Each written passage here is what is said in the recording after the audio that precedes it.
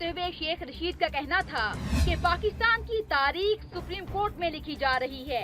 हुकूमत घबरा चुकी है, हर रोज नए दस्तावेजात जमा कराती है। जो फैसला आया कबूल करेंगे। ऐसा फैसला आ गया जिसमें करप्ट सजा पाएंगे तो गरीब लोग इज्जत पाएंगे, मुल्क आगे जाएगा। पाकिस्तान की तारीख इस सुप्रीम कोर्ट पे लिखी जा रही है और अगर एक ऐसा फैसला आ गया जिसमें करप्ट सज़ा पाएंगे तो फिर इस मुल्क में गरीब आदमी, दयानतदार आदमी, रिज़्क़ हलाल से अपनी औलाद की तरबियत करने वाला आदमी इज्जत पाएगा, ये मुल्क आगे जाएगा।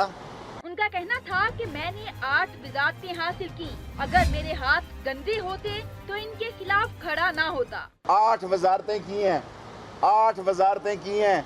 अगर मेरे हाथ गदले होते तो मैं आज अवाम के सामने नवाज शरीफ के खिलाफ इस तरह खड़ा ना होता। शेख रशीद का कहना था कि 1993 पाकिस्तान में करप्शन की इब्तिदा का साल था। जो करप्शन 1993 में शुरू हुई वो खत्म होगी।